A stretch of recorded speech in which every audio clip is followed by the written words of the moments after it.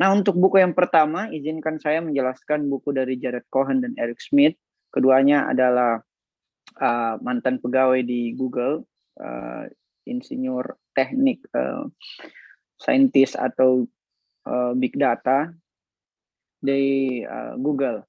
Nah, sehingga mereka kemudian menyusun buku yang ia kemudian sebut sebagai The New Digital Age, atau terjemahan Indonesianya berjudul Era Baru Digital. Nah, buku ini kemudian menjelaskan tentang futurologi atau kemungkinan-kemungkinan yang akan terjadi di masa depan berdasarkan sebab akibat, bahwa jika sebabnya seperti sekarang ini, yaitu perkembangan teknologi informasi seperti sekarang ini, maka konsekuensi yang akan kita terima di masa depan itu akan seperti apa. Nah, yang pertama, pribadi masa depan. Julian Assange misalnya, seorang pendiri Wikileaks yang beberapa tahun lalu ditangkap oleh CIA, berpesan bahwa yang memenangi masa depan adalah ia yang mampu menguasai teknologi dan persepsi publik. Jadi ke depan itu persepsi publik itu ditentukan adalah dari penguasaan teknologi kita. Dan kita dikatakan menguasai teknologi ketika kita mampu menguasai persepsi publik. Dua kombinasi itu membuat kita memenangkan pertarungan di masa depan. Nah, karena dengan 2 miliar manusia yang telah terhubung ke internet dan diperkirakan akan menyusul 5 miliar manusia lainnya, kemampuan informasi dan telekomunikasi berbasis teknologi menjadi sebuah keniscayaan. Sehingga konektivitas akan menjadi esensi dari pribadi masa depan. Inilah yang kemudian disebut oleh Yuval Noah Harari dalam Twinnable Nation sebagai irrelevansi adalah sesuatu yang berbahaya ketimbang eksploitasi di era informasi seperti sekarang ini. Jadi kita harus tetap relevan, dan konektivitas itu menjadi sesuatu yang esensial. Nah, tetapi konektivitas itu harus dibayar dengan harga yang mahal, yaitu dengan hilangnya privasi kita. Nah, bagaimana dengan identitas kita sebagai warga negara dan kaitannya dengan berita yang kemudian berseliweran di sosial media kita? Bahwa dalam 10 tahun mendatang, penduduk virtual, buku ini kan sekitar tahun 2011-an. Jadi sebenarnya ini sudah relevan dengan saat ini, yaitu 2021. 2011 artinya terjemahan aslinya. Di Indonesia kan agak telat penerjemahannya. Nah, dalam 10 tahun mendatang, dalam hal ini 2021 ini, penduduk virtual akan melampaui jumlah penduduk bumi. Jadi warga Facebook sekarang ini telah tumbuh menjadi salah satu warga terbanyak di dunia. Nah, data terakhir yang coba saya akses, penduduk Cina itu jumlahnya 1,3 miliar. Sementara penganut Katolik itu 1,4 M. Ini tentu dikalahkan oleh jumlah dari warga Facebook atau netizen Facebook yang berjumlah sekitar 1,5 M dan akan terus berkembang secara eksponensial. Artinya semua aktivitas kita di dunia virtual, bukan saya di Facebook, melainkan pula aktivitas telepon, pesan singkat, kamera depan seluler maupun audionya itu terekam dan tersimpan abadi dalam satu mesin bernama Big Data. Jadi Big Data itu dapat mengakses sesuatu yang kita rekam dengan catatan kita mengizinkan aplikasi tersebut. Misalnya kan kalau kita mengunduh suatu aplikasi, di situ ada term on reference yang perlu kita baca sebenarnya. Jadi literasi digital itu menghendaki kita untuk membaca kesepakatan itu. Kita kan main centang-centang aja dan akhirnya mengizinkan seluruh aplikasi untuk mengakses mulai dari kontak, galeri, foto, video kita. Tetapi selama kita tidak memberikan akses, selama itu pula Big Data secara legal formal itu tidak mampu mengakses atau dapat dikenakan hukuman jika dia tetap mengaksesnya. Itu artinya inilah harga yang harus kita bayar dari kemudahan konektivitas, yaitu tersingkapnya seluruh rahasia kita yang sifatnya sebenarnya privasi. Nah, misalnya kekonyolan tingkah laku kita di masa muda gitu. Misalnya kita kan biasa lihat foto-foto kita yang di masa lalu ya, 10 tahun lalu gitu. Dapat menjadi bukti dan bumerang di kemudian hari. Nah, inilah pengadilan virtual yang bukan hanya berlaku di kemudian hari, tapi sekarang sudah banyak mendarah kita misalnya melalui undang-undang ITE itu. Nah, sehingga kita harus bijak-bijak dalam bersosial media atau menerapkan istilah yang kemudian kita sebut sebagai saring sebelum sharing.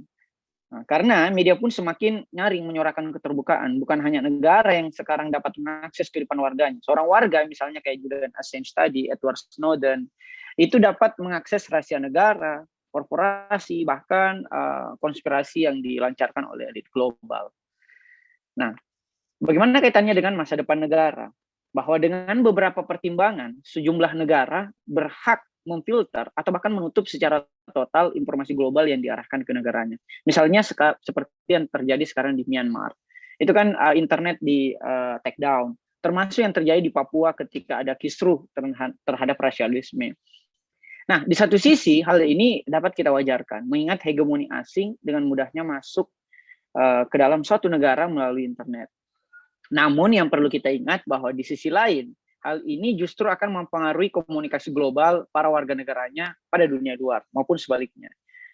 Nah, filter internet ini merupakan jalan tengah yang paling bijak. Karena misalnya beberapa negara seperti Iran, Turki, China, Korea Utara, dan Rusia itu telah melakukan filter internet ini. Bahkan mereka membuat produk-produk digital sendiri atau membangun akses informasi serupa. Misalnya Cina bangun Facebook sendiri namanya Baidu. Misalnya Cina juga membuat aplikasi digital sendiri semacam YouTube misalnya Renren dan sebagainya. Begitupun di Jepang ada Line.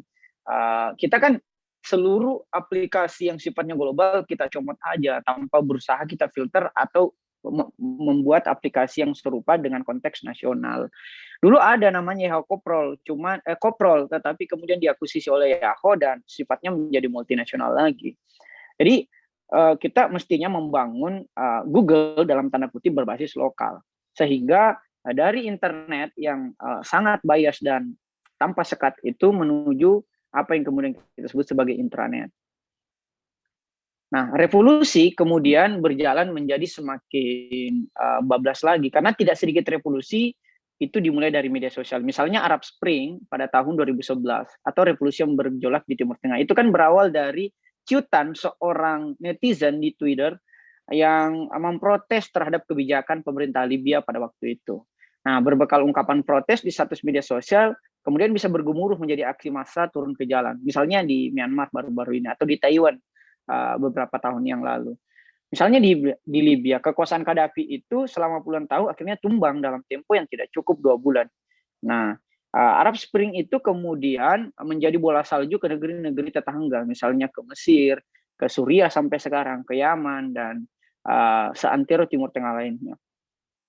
Nah, meskipun memulai revolusi lebih mudah, tetapi yang perlu kita ingat, untuk menuntaskan revolusi justru terasa menjadi lebih sulit, karena adanya internet ini yang membuat seluruh privasi kita menjadi terbongkar, baik itu korporasi, negara, apalagi kalau sekadar warga negara. Nah, inilah yang kemudian menciptakan masa depan konflik, karena gangguan atau disruption itu justru bertambah. Misalnya dengan meningkatnya perang-perang yang sifatnya bukan lagi kombatan atau harus berhadapan-hadapan, tetapi sekarang telah ada alternatif perang yang relatif lebih murah tetapi lebih efektif yang kemudian disebut sebagai perang cyber. Baik antar pemerintah versus warga negara pemerintah lain, warga negara berbeda perintah maupun sesama warga negara dalam satu pemerintahan yang sama. Kemudian kita sebut ini sebagai buzzer, sebagai haters dan sebagainya. Nah, pertempuran kemudian akan semakin diramaikan oleh kehadiran teknologi mesin. Negara-negara berlomba untuk kehebatan teknologi militer dan intelijen mereka. Mulai dari pesawat nirawak yang kemarin baru-baru ditemukan, misalnya di perairan Sulawesi Tenggara, kan ada drone yang ditemukan di bawah laut yang memicu beberapa pengamat untuk membuat argumentasi bahwa telah terjadi eskalasi Perang Dunia Ketiga antara Cina dan Amerika di Laut Cina Selatan atau di Laut Natuna Utara. Nah, kalau saya kaitkan misalnya dalam buku Konspirasi Bencana, nah kehadiran pesawat nirawak atau drone itu dapat sebenarnya memicu juga peristiwa-peristiwa bencana alam yang sebenarnya modifikasi oleh manusia dengan bantuan pesawat nirawak di bawah laut itu, sehingga memicu terjadinya bencana yang kita sebut bencana alam, padahal bencana yang sifatnya manusiawi belaka gitu. Sehingga tepatlah mungkin dalam Al-Quran disebutkan bahwa mengapa engkau ingin menciptakan manusia yang akan menumpahkan darah gitu. Nah, selain pesawat nirawak, ada juga robot perang yang telah dikembangkan oleh negara-negara besar hingga nuklir berkekuatan dahsyat. Nah, tadi malam saya membaca berita bahwa terdapat temuan berupa sampah nuklir kayak semacam tabung di perairan Aceh setelah beberapa tahun selang terjadinya tsunami. Ini memicu pendapat lagi yang menyatakan bahwa memang tsunami di Samudra Hindia pada tahun 2004 itu adalah buatan manusia. Jadi melarang salah satu negara mengembangkan teknologi militernya sebenarnya kekonyolan, tetapi karena itu adalah hak setiap negara. Namun membiarkan semua negara sekehendak mereka akan mempercepat terjadinya perang akhir zaman. Nah, sehingga apa yang harus dilakukan? Bahwa konvensi internasional tentang teknologi militer adalah langkah yang paling bijak di antara negara-negara demi rekonstruksi dan perdamaian dunia.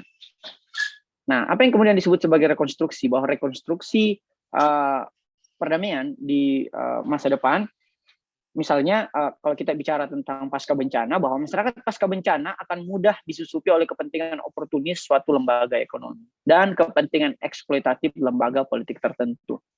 Bencana apapun itu, apakah bencana perang ataupun bencana alam. Maka kehadiran lembaga swadaya masyarakat yang paling pertama yang harus kita percaya. LSM atau lembaga swadaya masyarakat pun harus dapat lebih mengoptimalkan penggunaan teknologi komunikasi demi mempermudah konektivitas dengan dunia luar. Sehingga kehadiran LSM di lampu-lampu merah, meminta sumbangan, apalagi yang abal-abal, itu menjadi tidak relevan lagi. Karena LSM yang terkoneksi secara real time via YouTube dan tentunya lebih transparan seperti kickstarter.com, kalau di Indonesia ada kitabisa.com, akan lebih menjadi pilihan bijak bagi pendonor.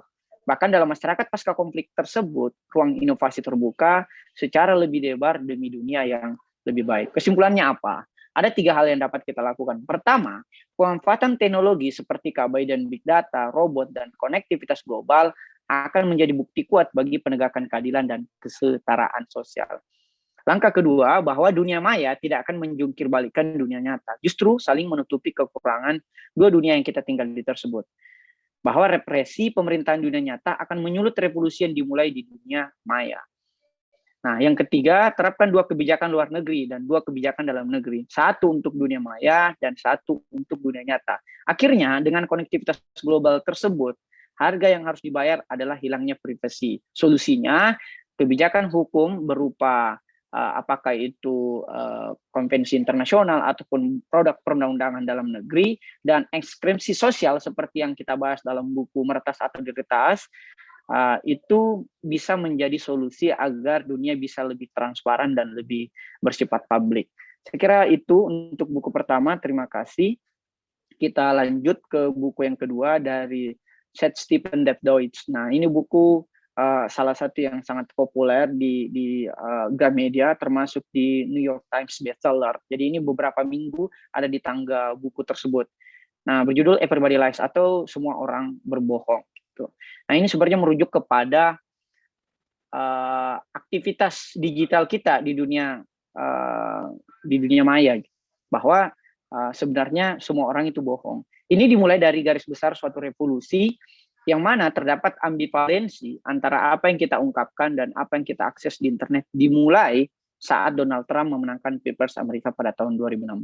Kenapa? Karena ketika lembaga survei memprediksi kemenangan Hillary Clinton, hasil pemilu justru berkata sebaliknya. Ternyata orang-orang ketika disurvei mengatakan bahwa dia memilih Hillary Clinton, tetapi fakta justru berpunggungan terhadap lembaga survei, bahwa ternyata ada keinginan yang sifatnya privat dari warga negara Amerika yang berbeda dengan apa yang diungkapkan di lembaga survei. Bahwa ini adalah bukti antara apa yang kita ungkapkan di depan lembaga survei dengan preferensi politik kita yang privat itu justru berbeda. Maksudnya apa? Bahwa apa yang kita ungkapkan di orang-orang dan apa yang kita search atau apa yang kita pilih di dunia maya misalnya, itu sebenarnya terdapat kemenduaan. Kenapa dikatakan demikian? Karena data itu dapat dapat kemudian menjelaskan secara lebih detail. Bahwa misalnya dulu naluri seorang nenek tentang jodoh misalnya, bahwa jodoh seperti apa yang sesuai dengan kata kita tentu berdasarkan data. Datanya berupa apa? Yaitu pengalaman hidupnya. Makanya kita bertanya kepada nenek atau paling banter bertanya kepada orang tua karena pilihan jodoh itu dapat dapat kita ambil data-datanya dari pengalaman orang tua kita atau nenek-nenek kita. Namun dalam masyarakat ilmiah kita memerlukan lebih banyak data untuk diolah. Sama kalau kita penelitian, ada pendahuluan, ada tinjauan pustaka, ada metode penelitian, kemudian kita meneliti, ada pembahasan, kemudian terdapatlah kesimpulan. Praktisnya data harus kita olah agar kita dapat menghasilkan suatu kesimpulan. Kesimpulan apa? Kesimpulan yang benar dan saran tindak yang bermanfaat. Nah, disinilah keunggulan internet dan big data yang dihimpun. Karena selain himpunan data itu menggunung atau dalam hal ini banyak, kerahasiaan responden lebih terbuka lebar tanpa ia sadari. Nah, misalnya kalau kita melihat apa yang sementara trending atau apa yang algoritma arahkan kepada kita, baik itu melalui filter bubble atau fitur-fitur internet lainnya. Sehingga data yang kita temukan selain lebih banyak juga lebih autentik karena orang tidak mengalami kemenduaan lagi. Mana ada orang yang men-search di Google tapi sebenarnya bukan itu yang mau dia search. Tapi banyak kita dapati orang mau berbicara tapi sebenarnya bukan itu yang mau dibicarakan. Nah, karena dia masih menjaga anonimitasnya. Berbeda dengan di internet, orang menjadi lepas bebas. Walhasil penarikan kesimpulan tentunya akan lebih akurat dan dapat dipercaya. Penelitian apa saja yang dapat kita lakukan? Banyak, mulai dari cara memilih jodoh, hingga apa yang membuat atlet basket lebih sukses dibandingkan yang lainnya. Itu kemudian bisa kita ukur melalui data-data yang kita simpun di perangkat digital kita. Contoh mengenai cara memilih jodoh. Sekarang telah berkembang aplikasi dan ini dimulai dari Afrika. Aplikasinya itu berbicara tentang bagaimana memilih jodoh yang baik gitu. Nah, di Afrika hampir sama dengan kondisi masyarakat Sulawesi, yaitu uang mahar atau uang panai itu relatif mahal. Sehingga para pemuda Afrika itu kemudian mengembangkan suatu aplikasi yang kemudian bisa mengukur berapa harga yang realistis dan akurat terhadap perempuan tertentu. Nah, walaupun ini sangat-sangat patriarki, tapi itulah konteks sosial masyarakat kita. Sehingga di situ diukur dari profil si perempuannya, dia kuliah di mana, dia sekolah sampai setinggi apa, dia keturunannya dari keluarga mana, dia pernah haji atau belum, dia punya bisnis apa tidak, dia punya warisan sebanyak apa. Kemudian dari data-data itu muncullah harga yang real terhadap perempuan tertentu. Nah, mungkin ini bisa dikembangkan juga oleh teman-teman di resensi, misalnya Muhammad Albar ya, dia bisa susun itu aplikasi seperti itu supaya memudahkan kita menaksir harga perempuan. Nah, ini bukti bahwa betapa feodal dan patriarkinya masyarakat kita. Nah, kedahsyatan big data itu kemudian memasuki dunia yang tepat untuk kemudian membuatnya berkembang. Itulah yang kemudian disebut sebagai revolusi industri keempat. Nah, misalnya dalam dunia perkantoran, kita kemudian telah mengalami shifting dari era perkantoran kita masuk jam 7 pulang jam 5. Misalnya kalau kita ke kantor-kantor besar, misalnya kantor Google, nyaris kosong itu jam 9 pagi. Jadi jam 9 pagi kalau Anda ke kantor Google, ya nggak banyak orang, beda dengan kantor-kantor industri pada umumnya.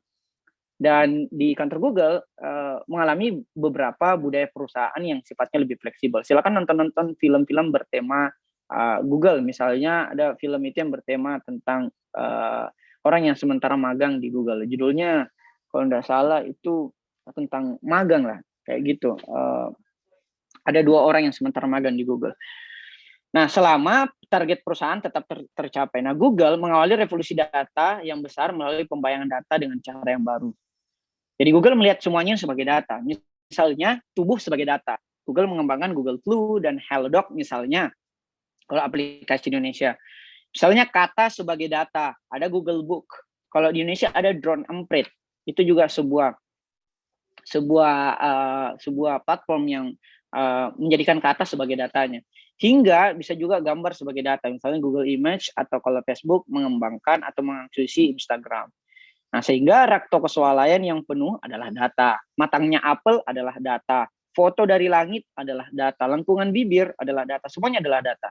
Nah, jadi data yang menggunung itu memudahkan kita untuk membuat kesimpulan yang lebih akurat. Dan kabar buruknya adalah tsunami data tersebut membawa kita pada kebohongan-kebohongan yang dibuat oleh orang. Kenapa? Karena orang-orang berbohong mengenai seberapa banyak yang ia minum, kecenderungan seksualnya, pilihan politiknya, hingga harga sepatu mereka. Bahwa kita berbohong karena haus akan pengakuan orang lain. Namun sekeras apapun kita membohongi lembaga survei atau orang lain, kita dapat berbohong kepada Tuhan. Meskipun kita ateis, Anda tidak dapat berbohong pada Anda diri sendiri. Karena anonimitas kita menjadi lebih jujur pada apa yang kita akses. Padahal big data merangkumnya. Kita merasa bahwa dengan mengakses segala sesuatu itu bebas-bebas saja. Padahal big data lagi-lagi merangkumnya selama kita mengizinkannya. Dan dikarenakan ingin terlihat baik, kita menjadi tidak jujur. Dan setiap publikasi kita, baik di dunia nyata, apalagi di dunia maya. Kita bohong tentang apa yang kita cari tahu di internet. Dan kita bohong tentang apa yang orang lain cari tahu terhadap kita di internet. Misalnya di profil-profil kita di sosial media.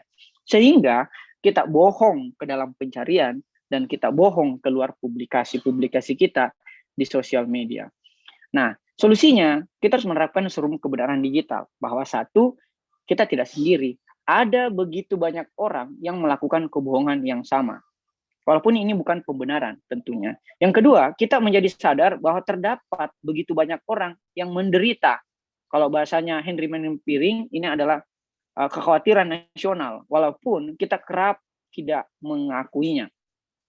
Ini membawa kita kepada serum kebenaran digital yang ketiga, bahwa hal ini membawa kita dari masalah menuju solusi bagi hubungan sosial yang lebih otentik.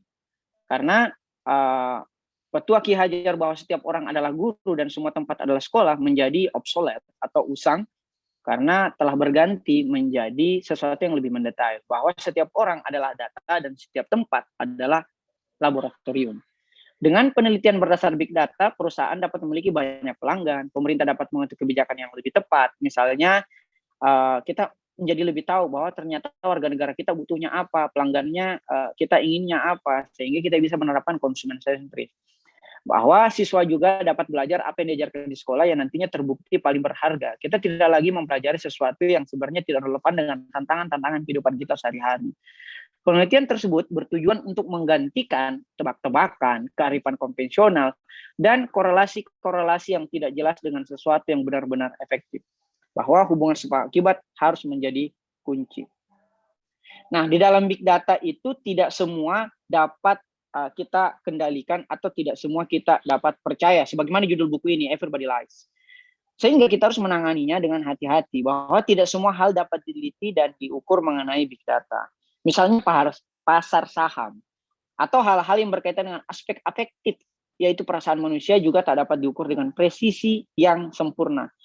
Begitupun dengan kesadaran manusia, ia adalah sesuatu yang tak dapat diukur. Bahkan pada kondisi tertentu, lebih banyak data justru semakin memperbanyak masalah. Kita ambil contoh bahwa ketika seluruh aib orang lain atau diri kita sendiri terungkap, masihkah kita percaya diri menjalani hidup ini? Nah, inilah berkah dari kelupaan dan ketidaktahuan. Misalnya dalam buku Buana Tauhid, di situ dijelaskan bahwa ada keberkahan dari kelupaan atau ketidaktahuan. Sehingga kita terkadang lupa bahwa kita ini memiliki banyak dosa dan ketidaktahuan kita terhadap sesuatu yang sebenarnya kita takutkan. Sehingga kita masih tetap percaya diri untuk menjalani kehidupan dan masa depan yang masih suci itu. Nah, selain itu, ada pula sesuatu yang tidak boleh kita perbuat dengan big data sekalipun. Misalnya, mengakses jejak digital masa lalu seseorang. Kemudian menjadikannya keputusan untuk menolaknya di masa kini. Misalnya, kita punya gebetan nih. Kita lihat, kita stalking story-story lamanya atau feed-feed lamanya sekitar 10 tahun lalu dan kemudian kita jadikan keputusan untuk menolaknya di masa kini. Ini kan sesuatu yang sebenarnya agak kurang fair juga. Gitu. Padahal ada beberapa aspek yang tidak dapat diukur secara sempurna oleh big data. Sehingga ia dapat menarik kesimpulan yang tentunya tidak sempurna dan nihil kekeliruan. Bahwa kita telah melewati masa di mana pemerintah terlalu berkuasa dengan memusatkan informasi hanya pada dirinya. Sehingga ialah yang paling berkuasa. Kini, secara tidak kita sadari, korporasi telah menggantikan peran pemerintah untuk menyedot semua data kita. Sehingga pada akhirnya korporasi akan terlalu berkuasa. Misalnya, kalau katanya Yuval Noah Harari dalam Homo Deus, data-data itu sekarang lebih mengetahui kita daripada kita mengetahui diri kita sendiri. Misalnya tentang preferensi seksual kita, kecenderungan politik kita, buku apa yang menarik untuk kita baca, itu semua terangkum di big data sehingga big data memberikan kita rekomendasi bacaan, film, pertemanan di sosial media dan sebagainya. Nah, sebagai penutup, bahwa berapa banyak orang yang membaca bukunya sampai tuntas. Ini ada juga dalam epilog bukunya Seth Stephen Douglas ini, dalam Everybody Lies ini, bahwa berapa banyak sih orang yang membaca bukunya sampai tuntas. Jangan-jangan ini hanya sebagai, bukunya itu hanya sebagai keren-kerenan di sosial media, kemudian disandingkannya dengan kopi, dan kemudian membuat caption. Wah, nikmat Tuhan mana lagi yang kalian dustakan, padahal nggak dibaca-baca gitu, atau membawanya ke kantin, ke kampus, ke kantor, padahal nggak selesai. Bahwa kami misalnya di Resensi Institute, jika belum resensinya, mungkin kita belum selesai membacanya. Kita tidak menganggap itu telah selesai dibaca, karena 75% pengetahuan dalam 24 jam itu hilang. That's why kita harus meresensi setiap bacaan kita. Itu juga menjadi bukti bahwa kita telah selesai membacanya. Berbeda lagi kalau ada seseorang yang mau bacanya lompat-lompat dan langsung meresensi aja, itu kan nggak fair juga. Sehingga ambillah keputusan berdasarkan data, yaitu dari aktivitas yang orang lakukan, bukan apa yang mereka katakan, apalagi hanya di sosial media. Misalnya ada teman yang mengatakan bahwa kenapa sih tidak naikkan trending, naikkan popularitas Instagram Anda atau YouTube Anda. Saya menjawab seperti ini. Ini hubungannya dengan sosial media saya pribadi ya. Saya menjawab seperti ini, bahwa keterkenalan itu bukanlah tujuan dari kita berkarya, itu hanyalah bonus.